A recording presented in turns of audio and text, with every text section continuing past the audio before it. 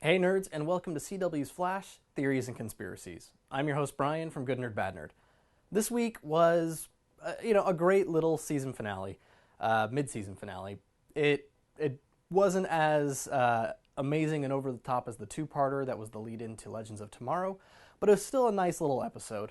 Not much was really given to us about kind of the bigger picture. There was a little stuff with Zoom we'll talk about, but I figured since we're taking a break before we come back for the second half of the season, might as well do a little kind of speedster roll call. There's been a lot of speedsters we've met or that have been alluded to or hinted at, so I thought I would just take this time and just run through everyone in case maybe there's someone you missed. So first, Barry Allen. We all know who he is. He's the Flash. He is, he's the star of the show. He's learning about his abilities. He's very young in his career. And every time he learns something new, he embraces it, and we see it come back again and again, whether it's throwing lightning or that supersonic punch, or just learning and being more comfortable with whenever he travels through time. So we're seeing a lot of growth in Barry Allen, and that's great. So next we had Eobard Thawne, the villain of season 1. This is the Reverse Flash. He took the body of Harrison Wells. I shouldn't have to explain who he is. A time-traveling psycho with a vendetta against the Flash. It's pretty straightforward. It is great that we have the Harrison Wells character back in Harry, and he plays into a lot of the other characters that I'm going to talk about. Next, Jay Garrick. He's the Golden Age Flash, and in the comics is now the Earth 2 Flash. Like in the comics and in the show, he has this kind of mentor relationship with a lot of the heroes, partly because he is so much older. In the comics, he is essentially physically aged to about the year 50, but he's actually, from when he was born, he's about 90. So due to different incidents and things with the Speed Force and chemicals and accidents and things like that, his aging has slowed dramatically. But he is in this kind of mentor role, and that's what we see him in the show.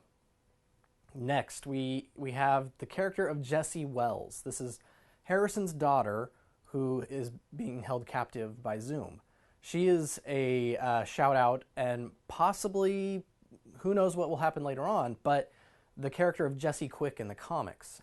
Now, in the comics, she's the daughter of a speedster named Johnny Quick, and Johnny teaches her the speed formula in order for her to be able to become a superhero. Now, she doesn't really want to become a superhero, but eventually she does take on that mantle and becomes Jessie Quick.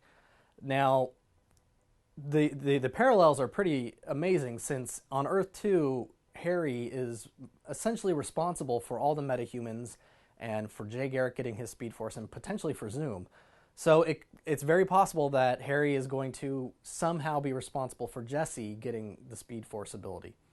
And that would kind of be a nice parallel between Johnny Quick passing that on to his daughter, just like Harrison would essentially, or Harry, would be passing that on to Jessie.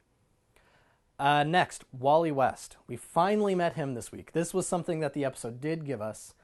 Iris confessed to Joe that he did have a son, and he stepped out and reached out to him, and we finally meet him. Now, Wally has had a lot of different backgrounds in the comics. It's been changed a few times. Originally, he was the nephew of Iris, but now he's still the nephew, but he still has kind of this kind of strange issues with his parents.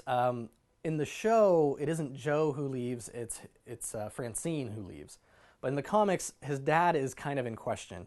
He's not around in the picture, and there's actually it's been alluded to that the character that they've claimed as his dad actually isn't. So we're going to get some more from him, but Wally West does become Kid Flash at some point, and then later on does take on the mantle of the Flash. So Wally West is definitely a big speedster. If you saw the Justice League cartoon, it's Wally West who is in the Flash mantle at that point. So it'll be interesting to see if we actually do get him taking on any of the Speed Force or kind of living up to that legacy. Now, the big one for this season is Zoom. The big villain, we don't know who he is yet. In the comics, his name is Hunter Zolomon. He was a man that was obsessed with understanding the criminal mind, because his dad essentially was a serial killer, and he didn't know that until he came home and found his house under siege. Now, because of that, he joined the FBI and tried to kind of help superheroes, kind of, or just the FBI in general, just to take down meta-human villains. His knee was injured in an accident, and he essentially resented the fact that he was behind a desk. He was friends with Wally West, and he asked if Wally would essentially use the cosmic treadmill to go back in time and prevent his knee from ever getting hurt. When Wally West refused because of the repercussions of messing with time, Hunter took it upon himself to use the cosmic treadmill, and it resulted in an explosion that gave him all of the abilities of tapping into the Speed Force and becoming Zoom. Now, it's an interesting thing because somehow Zoom will have to be defeated. And we learned in this episode, Harry figured it out, that Zoom is fattening up Barry with the Speed Force. He wants him to become faster. He wants him to be more in touch with the Speed Force and stronger, because the stronger he is, the more Zoom will be able to get from him when he steals it. So Zoom is stealing all this Speed Force. It's clearly he stole Jay's, and it's possible that once Zoom is defeated, all of that Speed Force has to go somewhere. So Jay will get his speed powers back, and Zoom's original speed powers will have to go somewhere. And it's possible that that will either go into Jesse or into Wally. So Zoom's Speed Force might be kind of a way for other speedsters to awaken. Now, there's a couple characters that I consider my honorable mentions, because they're one is a really long shot, and the other one is a kind of a theory on who Zoom is. So the first is Patty Spivot. We've met her. She's Barry's love right now. In the comics, there is a piece of armor and motorcycle that is used by the CCPD, and it's called the Hot Pursuit armor. And Patty, wanting to do more, wanting to help more, steals it to become the new Hot Pursuit. And she doesn't have it long, because she goes to the future to escape the Flashpoint paradox. But it is a possibility that somehow Cisco, because Cisco is building equipment for the CCPD, that in an effort to kind of grant them kind of similar speed abilities, that he might be, with the help of Harry, building the Hot Pursuit armor, and that Patty will take it and try and use it to help Barry out. It's a possibility, but it seems a little much for Cisco to be making that at this moment. But he is making them toys. We did see Patty with that gun that anchored Barry to the ground. So Cisco is definitely looking at how to control the Speed Force. That's definitely something he's dealing with, specifically to take down Zoom.